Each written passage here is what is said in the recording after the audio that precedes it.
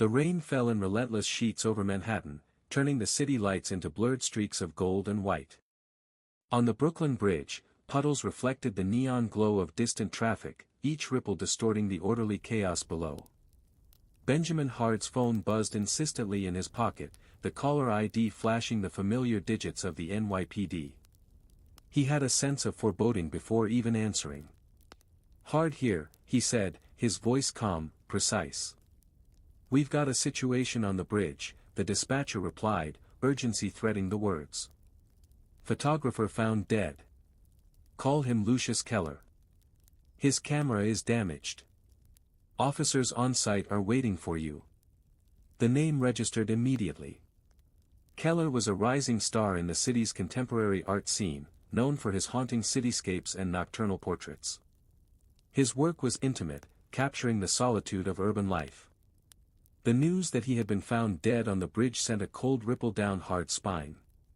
Something about the location, the openness, the bridge at night, the relentless rain, suggested that appearances might be deceiving. By the time Hard arrived, the police had cordoned off a section of the bridge. The wind cut through his coat as he stepped onto the slick surface, and the faint scent of wet asphalt mixed with the salty tang of the East River. The body lay near the railing, partially shielded by a discarded tarp, the black leather of Keller's coat glistening under the streetlights. There were no visible signs of struggle, no blood, no wounds. The scene was eerily calm, almost too perfect, given the chaos of the city around them. Hard crouched near the body, inspecting the scattered items, a camera with its lens cracked, several torn film strips lying in the puddles, a single, wet notebook. He noted the subtle alignment of the objects. Whoever had been here, or whatever had happened, had left behind almost nothing that could easily betray the sequence of events. "Detective," one of the officers said, pointing to the footprint trail along the bridge's edge. "These boots, they're smaller than the victims, leading right up to the railing and then, nothing." Hard examined the impressions, noting the weight, stride, and pressure points. They spoke volumes, though only to someone trained to read the subtle language of movement. Someone had been here, walking carefully, deliberately, yet had vanished as though swallowed by the storm. He stood and looked over the expanse of the bridge, trying to imagine the trajectory, the timing, the possible scenarios that could have led to the body's current position. He picked up one of the torn film strips, letting it drip into a small evidence bag. The water had smudged the negatives, obscuring the images, yet even this damage was a clue. The sequence captured by the camera might hold the key to understanding the last moments of Keller's life. Hard's mind began to reconstruct frames, moments, and gestures from the scattered pieces, each fragment suggesting motion, intention, and context. Around him, the city's hum was distant, muffled by the rain and the river winds. Here, above the river, under the muted glow of the bridge lights, the line between accident and design was razor-thin. Hard could sense it. This was no ordinary fall, no random tragedy. The meticulous placement of objects, the subtle disturbances in the environment, and the absence of overt violence suggested a story hidden beneath layers of detail, details that only a careful observer could detect. Hard rose, brushing rain from his coat, and allowed his eyes to sweep over the scene once more. The torn negatives, the footprints, the wind-twisted tarp, all of it demanded interpretation. The bridge, a silent witness to countless crossings, now held a secret, waiting for him to uncover. And Benjamin Hard, with patience and precision, would see what everyone else overlooked. The drizzle persisted, softening into a steady mist as Benjamin Hard crouched again over the scene. The Brooklyn Bridge seemed to hold its breath, the hum of traffic muted beneath the patter of rain. He methodically examined the scattered negatives and the damaged camera. Each frame told a fragment of the story, though some were blurred beyond recognition, smudged by water and rough handling. Hard carefully lifted a strip of film and held it against the dim bridge lights. A faint image emerged, the railing of the bridge, a shadow moving, indistinct but deliberate. The sequence was incomplete, but patterns were beginning to form. The camera had captured Keller in motion, but the frames ended abruptly. Something, or someone, had interrupted the recording. He spread out the wet negatives on a plastic sheet, marking each with chalk where it had been found. Even in their damaged state, the arrangement suggested movement. Footprints led to the edge, torn strips scattered at precise intervals, as if signaling intentional interference. Hard's mind began piecing the fragments together, reconstructing a timeline from scattered impressions. Walking along the bridge, he measured stride lengths, noted water puddle depths, and observed the slight shifts in debris. Each observation told a story. Someone had walked carefully, controlling weight and balance. The prints were too precise for panic, they were deliberate, calculated, yet light enough to avoid detection. The camera itself demanded attention. Hard opened the compartment and found the film spool partially exposed. The mechanism had been tampered with, but the damage was subtle, almost imperceptible to an untrained eye. Someone had wanted certain moments erased or obscured. Who had the technical knowledge to manipulate the camera without leaving fingerprints? And more importantly, why? Hard paused near the bridge's edge, looking over the dark waters of the East River. The city reflected in fractured light, the water's surface disturbed by the persistent rain. He imagined Keller moving along the pedestrian walkway, the camera in hand, capturing shadows and reflections. Something had caused a sudden disruption, an unseen presence, a misstep, a panic. Hard catalogued possibilities, weighing each against the subtle evidence. His attention returned to the footprints. They ended abruptly, just before the railing, as though the person had vanished or stepped aside at the last moment. Hard bent low, inspecting for secondary traces, scuff marks, disturbed pebbles, displaced dirt. Nothing. Whoever had been here left no further trace, merging with the environment like a ghost. Officers watched from behind the tape, cautious and uncertain. Hard did not speak to them immediately, he preferred to work quietly, letting the scene reveal itself. Every fragment of film, every footprint, every displaced object was part of a language he understood instinctively. He could read the subtle signs, the hidden messages left by human movement, intention, and panic. Hours passed as Hard worked methodically, photographing, measuring, and noting anomalies. By evening, a preliminary timeline emerged. Keller had been walking north, camera ready, capturing reflections in the puddles and the distant skyline. A sudden interference, captured in blurred frames, suggested another presence. The movement, deliberate but quiet, aligned perfectly with the mysterious footprints ending near the railing. The storm subsided, leaving the bridge glistening under a silvered sky. Hard packed the negatives carefully, securing them for further examination. Each fragment was a clue, each distortion a potential key. The case was no longer random, it was a puzzle, carefully hidden in plain sight, waiting for the mind patient enough to assemble it. As he stepped away from the bridge, Benjamin Hard allowed himself a moment of reflection. The sequence of events, though incomplete, suggested intentionality. The absence of direct violence, the careful interference with the camera, and the disappearance of the unknown figure all pointed toward a subtle, deliberate hand shaping the tragedy. The story was just beginning, but already, the invisible threads were becoming visible to him. Benjamin Hard settled into his temporary office near the bridge, the dampness of the city still clinging to his coat. The case demanded more than observation, it required understanding the life of the man who had died, Lucius Keller. Hard opened his laptop, pulling up profiles, interviews, and gallery catalogs. Every detail mattered. Every nuance could reveal the invisible forces behind the tragedy. Keller was 29, with a quiet intensity and obsessive attention to detail. His photography focused on urban solitude, empty streets, rainy nights, flickering neon signs. He had a loyal following, but his career had not yet reached its peak. Hard noted the dichotomy between Keller's public persona and private life, reserved, meticulous, and deeply sensitive to intrusion. He studied the schedule Keller had kept over the past months. Late-night walks across the Brooklyn Bridge were routine, part of his ritual to find reflections in puddles, patterns in the city lights. On these walks, Keller carried his camera carefully, adjusting angles and exposures with precision. There were few companions, save for a young assistant who helped manage prints and exhibitions, and a gallery owner, ambitious and exacting, who often pressed for more provocative work.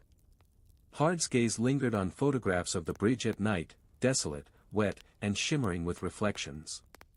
He could almost imagine Keller stepping carefully along the pathway, camera poised, entirely absorbed in the act of capturing the city's essence.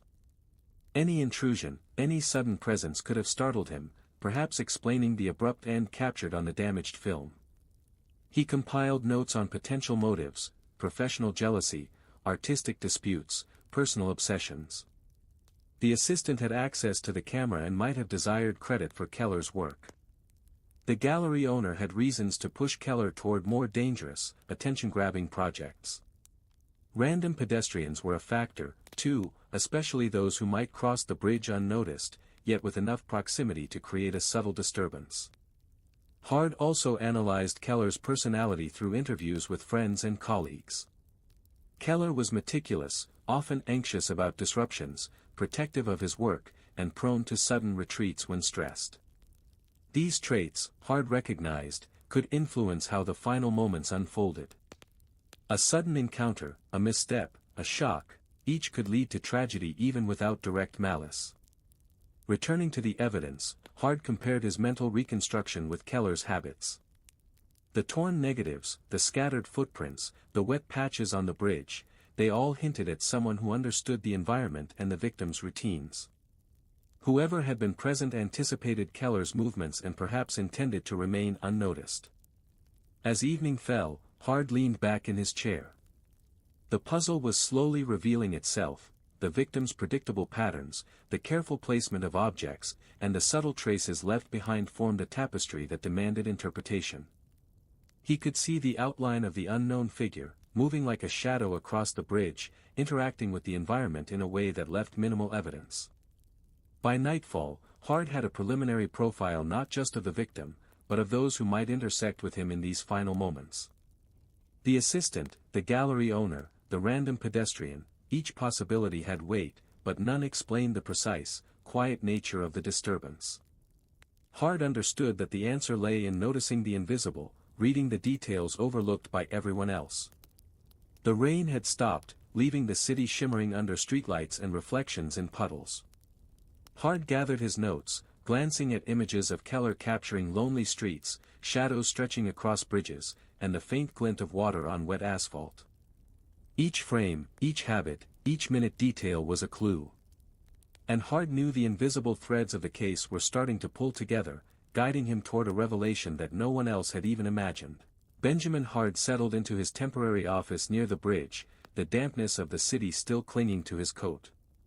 The case demanded more than observation, it required understanding the life of the man who had died, Lucius Keller. Hard opened his laptop, pulling up profiles, interviews, and gallery catalogs. Every detail mattered. Every nuance could reveal the invisible forces behind the tragedy. Keller was 29, with a quiet intensity and obsessive attention to detail. His photography focused on urban solitude, empty streets, rainy nights, flickering neon signs. He had a loyal following, but his career had not yet reached its peak. Hard noted the dichotomy between Keller's public persona and private life, reserved, meticulous, and deeply sensitive to intrusion. He studied the schedule Keller had kept over the past months. Late-night walks across the Brooklyn Bridge were routine, part of his ritual to find reflections in puddles, patterns in the city lights. On these walks, Keller carried his camera carefully, adjusting angles and exposures with precision. There were few companions, save for a young assistant who helped manage prints and exhibitions, and a gallery owner, ambitious and exacting, who often pressed for more provocative work. Hard's gaze lingered on photographs of the bridge at night, desolate, wet, and shimmering with reflections. He could almost imagine Keller stepping carefully along the pathway, camera poised, entirely absorbed in the act of capturing the city's essence. Any intrusion, any sudden presence could have startled him, perhaps explaining the abrupt end captured on the damaged film. He compiled notes on potential motives, professional jealousy, artistic disputes, personal obsessions. The assistant had access to the camera and might have desired credit for Keller's work. The gallery owner had reasons to push Keller toward more dangerous, attention-grabbing projects. Random pedestrians were a factor, too, especially those who might cross the bridge unnoticed, yet with enough proximity to create a subtle disturbance. Hard also analyzed Keller's personality through interviews with friends and colleagues. Keller was meticulous, often anxious about disruptions, protective of his work, and prone to sudden retreats when stressed. These traits, Hard recognized, could influence how the final moments unfolded. A sudden encounter, a misstep, a shock, each could lead to tragedy even without direct malice. Returning to the evidence, Hard compared his mental reconstruction with Keller's habits. The torn negatives, the scattered footprints, the wet patches on the bridge, they all hinted at someone who understood the environment and the victim's routines. Whoever had been present anticipated Keller's movements and perhaps intended to remain unnoticed. As evening fell, Hard leaned back in his chair. The puzzle was slowly revealing itself, the victim's predictable patterns, the careful placement of objects, and the subtle traces left behind formed a tapestry that demanded interpretation. He could see the outline of the unknown figure, moving like a shadow across the bridge, interacting with the environment in a way that left minimal evidence. By nightfall, Hard had a preliminary profile not just of the victim, but of those who might intersect with him in these final moments. The assistant, the gallery owner, the random pedestrian, each possibility had weight, but none explained the precise, quiet nature of the disturbance. Hard understood that the answer lay in noticing the invisible, reading the details overlooked by everyone else. The rain had stopped, leaving the city shimmering under streetlights and reflections in puddles.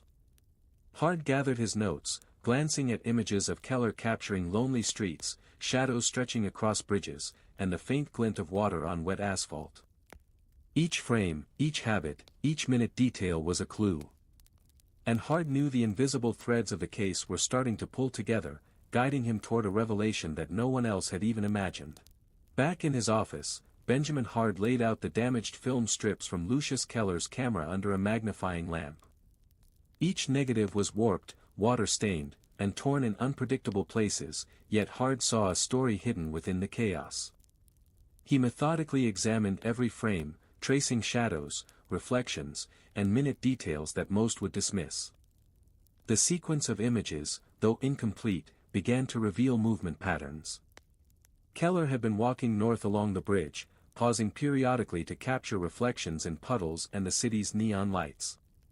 The damaged frame suggested sudden interference, an unexpected presence, or a minor shift that disrupted his rhythm. The challenge was determining whether this disturbance was intentional or accidental. Hard noticed a repeated anomaly in the frames, subtle distortions in reflections, faint blurs along the railing, and an irregular shadow that appeared briefly in multiple shots. It was almost imperceptible, but the pattern suggested a human presence, someone aware of Keller's movements and careful enough to remain mostly unseen. The footprints on the bridge now made sense. The movement corresponded to these distorted images, silent yet deliberate. He compared the frames against the suspects. Ethan, the assistant, could manipulate the camera, but his behavior in the office and access to equipment did not align with a sudden appearance on the bridge. Vivian, the gallery owner, had motive but no evidence placing her there. The pedestrian remained a shadow, but the subtle irregularities in the film indicated deliberate timing rather than chance coincidence. Someone else had interacted with Keller, intentionally or inadvertently, leaving behind traces too minor for casual notice. Hard worked for hours, reconstructing the sequence frame by frame. The first strip captured Keller standing near a puddle, adjusting the lens. The next was blurred, streaked by water damage or sudden movement, showing only a faint outline at the edge of the frame. The following negative had a tiny reflection in the water, a glint that caught Hard's trained eye. A clasp, metallic, small. It was barely visible, yet consistent across multiple frames. The bridge itself became a character in the narrative. Rain-slicked surfaces, scattered debris, and the faint wind patterns all contributed to the subtle disturbances. Hard considered the possibility of an accidental encounter, a sudden startle, or a person moving with caution to avoid being noticed. The careful placement of footprints, the alignment of objects, and the minor blurs on film all pointed to someone with awareness of Keller's habits. By the end of the night, Hard had a preliminary reconstruction. Keller walked along the bridge, photographing reflections. Someone else was present, moving quietly, interacting indirectly, yet leaving only the faintest traces. The disruption was enough to end his trajectory at the railing, yet not violent in the traditional sense. The evidence suggested precision, observation, and subtle influence, hallmarks of someone unseen and underestimated. Hard leaned back, staring at the scattered negatives and reflections in the wet city streets beyond his window. The invisible threads were coming together. He had identified patterns, traced movements, and begun to understand the timing. The next step would require direct confrontation with the unknown element, the overlooked figure whose subtle presence had shaped the entire event. The story was still incomplete, but Hard now had a clear path forward. By combining observation, deduction, and a keen understanding of human behavior, he would reveal the hidden participant on the bridge. And when he did, the seemingly random tragedy would take on a form, a motive, and a clarity that only a meticulous mind could perceive. Benjamin Hard returned to the precinct with a methodical focus. The analysis of the film had revealed subtle evidence of a presence that remained almost invisible. It was time to reassess the known suspects and explore the overlooked possibilities. Each individual would be studied not only for motive but for behavior, psychology, and response to stress. First, he reviewed Ethan, the assistant. Hard interviewed him again, observing micro-expressions and inconsistencies in his statements. Ethan claimed to have been in his apartment all night, yet subtle nervous tics, tapping fingers, restless glances, suggested anxiety beyond ordinary concern. Could he have been on the bridge, manipulated by ambition or curiosity? Hard weighed these factors against the physical evidence, the precise footprints, the interaction with the railing, and the blurred reflections on the negatives. The assistant seemed plausible, yet the details did not fully align.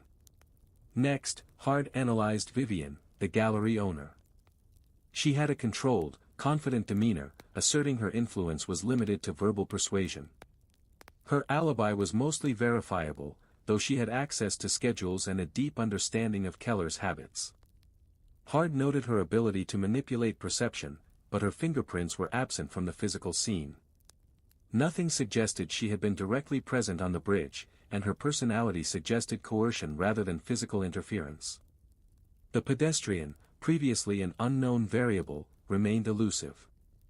Witness statements were vague, placing him in the vicinity without specificity. Hard considered the possibility of a chance encounter, but the film analysis suggested deliberate timing rather than randomness. The person captured in the shadows of the frames was more deliberate than a random passerby, someone moving cautiously yet purposefully. Hard reviewed Keller's own behavioral patterns once more.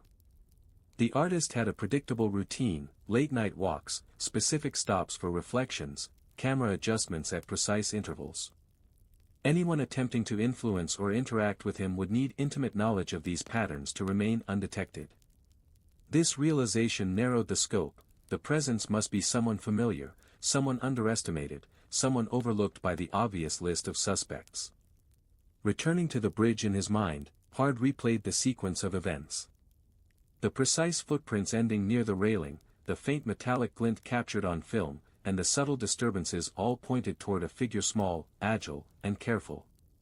The evidence began to diverge from the apparent suspects, hinting at an individual outside the primary list. Someone who had blended with the environment, unremarkable to witnesses, yet capable of influencing the final outcome. Hard also considered psychological pressure. The bridge itself, the rain, and the isolation contributed to stress, making Keller more sensitive to sudden changes. This environmental factor could magnify even a minor disturbance, transforming it into a fatal incident without direct malice.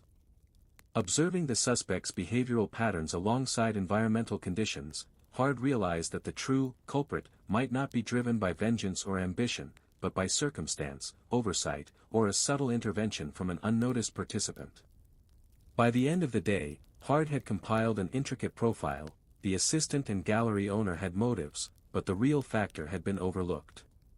The final piece required locating someone invisible in plain sight, someone underestimated, perhaps even deemed irrelevant, but whose presence had been critical in the chain of events.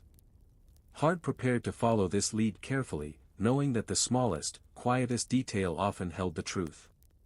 The invisible threads were pulling taut, and Hard's meticulous mind was ready to unravel them. The next steps would bring him closer to the overlooked figure on the bridge, the silent force behind the tragedy, and the moment of revelation that would clarify the entire sequence of events. Benjamin Hard stepped onto the Brooklyn Bridge once more, the wet asphalt reflecting the glow of streetlights and the occasional headlights of passing cars. The mist hung in the air, clinging to his coat, merging with the lingering scent of rain and river. Despite having examined the evidence extensively in his office, Hard knew that some truths could only be discerned by walking the bridge itself, retracing the victim's steps, and feeling the environment firsthand. He began at the south end, following the faint line of footprints that the officers had carefully documented.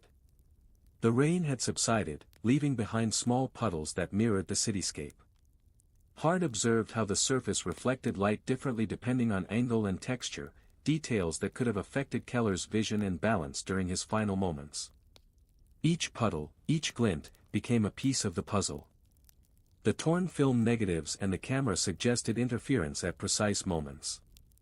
Hard mentally replayed the sequence of frames: Keller walking north, camera raised, reflections captured. The blurred streaks indicated abrupt movement nearby, subtle enough not to leave obvious marks, yet sufficient to disrupt Keller's focus. It was an invisible hand guiding the tragedy. Hard crouched to examine the footprints again. They ended abruptly near the railing, aligned with the scattered negatives and a faint metallic gleam. He noticed a small displacement in a puddle, almost imperceptible, as though something had brushed against the edge. It was not random. The person responsible had interacted with the environment minimally, yet purposefully, leaving clues that only a trained observer could detect. He paused near the railing, considering the angles. The wind, the slick surface, and the reflections could have amplified a minor startle, a simple stumble, into the fatal fall captured on the negatives. Hard's analytical mind processed the environmental variables alongside behavioral patterns. The unseen figure had timed movements, anticipated Keller's routine, and remained unnoticed by witnesses. Walking further, Hard's gaze caught a glint on the pavement, metallic, small, almost invisible unless one was looking closely. He crouched and examined it. It was a delicate clasp, partially obscured by rainwater. A minor detail, yet consistent with the faint reflections observed on the torn negatives. Here was the first tangible trace of the overlooked participant, the invisible presence that had influenced the sequence of events. Hard's mind reconstructed the scenario. Keller, absorbed in photographing reflections, was momentarily distracted by a subtle, deliberate interference. The invisible figure's actions were minimal, calculated, and unobtrusive, yet they set in motion the series of events leading to his fatal fall. The precision of movement, the subtlety of intervention, and the invisibility of the person all pointed to a careful observer rather than a direct aggressor. By the time Hard reached the northern end of the bridge, he had a hypothesis. The overlooked individual was someone small, agile, underestimated, blending into the environment naturally. Hard could see the pattern emerging. The presence was deliberate, yet not malevolent in a traditional sense. It was a quiet influence, almost imperceptible, shaping events with precision. As he walked back toward the center, Hard felt the first certainty of insight. The invisible threads connecting footprints, reflections, and disturbances converged in one small, overlooked detail, a subtle metallic glint, a presence in plain sight, yet unrecognized by others. The case was nearing clarity, and Hard's keen eyes would soon reveal what everyone else had missed. Benjamin Hard had pieced together nearly the entire sequence of events. The bridge, the footprints, the blurred negatives, and the subtle reflections all pointed to someone deliberately unobtrusive, someone underestimated. But identifying that person required careful observation and confrontation. He traced Keller's path one last time, mentally aligning each frame of the damaged film with the corresponding section of the bridge. The faint metallic glint on the pavement, small, almost invisible, kept returning to his thoughts. It was the key, the first physical trace of the overlooked participant. Hard knew that whoever left it had to be found, and that finding them required tact. He started by revisiting the periphery of the bridge, where passers-by rarely lingered.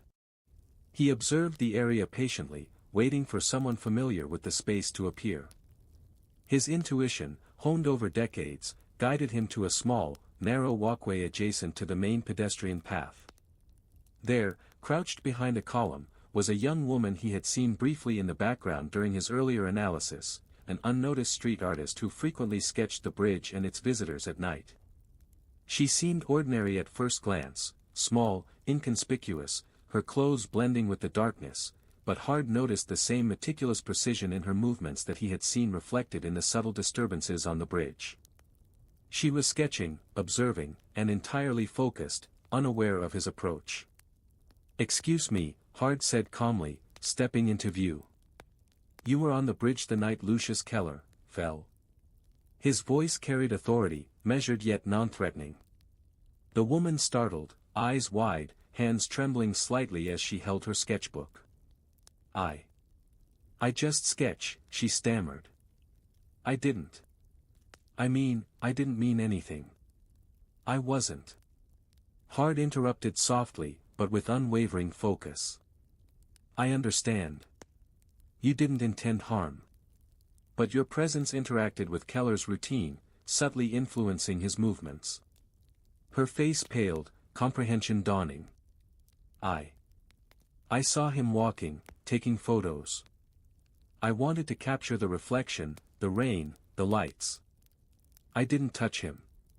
I didn't." Hard nodded, noting the alignment of her narrative with the subtle evidence, the faint metallic glint, the displaced puddle, the trajectory captured on film. Everything fit. She had been present, unnoticed by anyone else. Her careful, deliberate movement had caused a small distraction that indirectly led to Keller's fall. It was a tragic accident, amplified by the victim's focused absorption in his photography. He continued gently, "You were invisible to everyone, and yet your presence shaped the final moments. There's no malice, only circumstance. But understanding the sequence was crucial. I've reconstructed the events, and now the story is complete." The woman's shoulders slumped, relief mingling with guilt. She nodded, tearful yet calm. I see now. It was an accident. I couldn't have known." Hard's eyes scanned the bridge one last time. Every footprint, reflection, and fragment of the damaged negatives now made sense. The tragedy was not the result of deliberate violence, but of human interaction in an urban environment, an unforeseen collision of attention, observation, and distraction. For Benjamin Hard, this was more than solving a case, it was understanding how the unnoticed, the seemingly irrelevant, could shape events as profoundly as deliberate action. The revelation of the invisible participant brought closure, and yet it reinforced the delicate balance between intention, chance, and consequence in the city's nocturnal life. The city lights reflected off the wet pavement as Benjamin Hard stood near the Brooklyn Bridge, the night air crisp and damp. The confrontation with the street artist had clarified the sequence of events, revealing how the tragedy had unfolded. Though it was an accident, the delicate web of details, footprints, reflections, and the damaged film, had been unraveled. Now, the final step remained, collecting the tangible reminder of the case. Hard returned to the scattered film negatives, which had been carefully secured and catalogued during his earlier analysis. Each strip had contributed to reconstructing the night, capturing movements, shadows, and subtle interventions. He laid them out once more on a clean surface, examining the smallest details for patterns he might have missed. The metallic glint he had noticed on the bridge aligned perfectly with one of the torn negatives, a fragment almost invisible, yet crucial to understanding the incident. It was at that moment Hard noticed something else, a small object partially obscured under a puddle where the street artist had been observed sketching. Kneeling, he carefully retrieved it. A tiny, metallic key, tarnished slightly by rain, with a faint engraving along its edge. He held it up to the light, turning it slowly in his hand. The key hadn't been central to the accident, yet its presence tied together the overlooked elements of the scene, the unnoticed figure, the displaced puddle, the faint reflection on the negative. Hard smiled faintly, appreciating the symbolism. For him, the key was more than a trinket, it represented the precision of observation, the value of noticing the small and invisible, and the culmination of deduction and patience. It was now part of his collection, a silent testament to the unseen forces that shape events and the intricate dance of cause and effect. He carefully stored the key in his case notebook, alongside the preserved negatives. Each piece of evidence now had a place, a story, and a purpose. The tragedy had been reconstructed, understood, and documented. The street artist, the overlooked participant, had been acknowledged, and the narrative of the night was complete. As he reviewed the photographs once more, Hard reflected on the subtle interplay between intention and accident. The bridge, the rain, the reflections, all elements had contributed to the sequence of events. The invisible threads were now visible, each connected detail forming a coherent tapestry. And among all the evidence, the key stood out as a symbol, small, often unnoticed, yet capable of unlocking understanding. Finally, Benjamin Hard packed the negatives, the key, and his notes. He walked away from the bridge, the early morning mist beginning to rise from the river. The city was waking, unaware of the careful reconstruction of events that had taken place under its lights. For Hard, this was another case closed, another intricate puzzle solved. The key, now safely in his collection, would remind him that even the smallest, most overlooked detail could illuminate the truth. The Brooklyn Bridge, silent witness to countless crossings, now held the memory of a night where observation, patience, and subtlety had revealed what no one else could see. Hard's mind was already turning to the next case, the next challenge, knowing that the invisible often holds the most profound significance. The morning sun had begun to pierce the mist over the East River, casting soft light onto the Brooklyn Bridge. Benjamin Hard walked along the promenade, the city slowly awakening around him. The case of Lucius Keller was officially closed, yet for Hard, the resolution extended beyond paperwork and police reports. It was a matter of understanding the invisible forces, the subtle influences, and the delicate interplay between human behavior and circumstance. He carried the small metallic key, now carefully stored in his collection, alongside the preserved film negatives and his detailed notes. Each piece represented a fragment of the story, a tangible reminder of how meticulous observation could transform chaos into clarity. For Hard, this key symbolized the essence of detective work, noticing the unnoticed, reading the invisible, and giving significance to details that others might dismiss. Hard reflected on the street artist, the overlooked participant whose quiet presence had shaped the tragic outcome. She had acted without malice, merely blending into her environment, sketching the bridge and observing her surroundings. Yet her subtle movements had intersected with Keller's routine, setting in motion a series of events that led to his accidental death. It was a reminder that even the most inconspicuous individuals could have profound effects on the lives of others. In his mind, Hard replayed the entire sequence, Keller walking under the rain, adjusting his camera, the faint metallic glint in the reflections, the careful footsteps of the street artist, the blurred frames on the film, the invisible threads connecting every detail. The tragedy had been reconstructed, the mystery solved, and the unseen participant acknowledged. Returning to his office, Hard documented the final analysis, including precise measurements, observations, and interpretations of the evidence. He annotated each film negative, linking it to environmental factors and human behavior. The key, small and unassuming, was catalogued as a personal trophy, symbolizing the culmination of insight and deduction. He paused by the window, looking out over the city. Manhattan was alive with movement, pedestrians, vehicles, the constant rhythm of urban life. Yet beneath the surface, hidden interactions and unnoticed details continued to shape events. Hard understood that his work was not just about solving crimes, it was about understanding the invisible patterns, the subtle interplay of action and consequence. Finally, he closed the case file, the key secure, the film preserved. Another complex, intricate puzzle had been unraveled through patience, observation, and relentless attention to detail. The story of the Brooklyn Bridge that rainy night had been fully reconstructed, revealing the unseen influence of an unnoticed figure and the delicate balance between chance and circumstance. As he walked away from the office, Hart allowed himself a rare moment of quiet satisfaction. The city would continue its ceaseless rhythm, unaware of the invisible threads he had traced, the subtle interventions he had decoded, and the truth he had unveiled. For Benjamin Hart, this was not just the conclusion of a case, it was a testament to the power of observation, the importance of subtlety, and the enduring value of the unnoticed.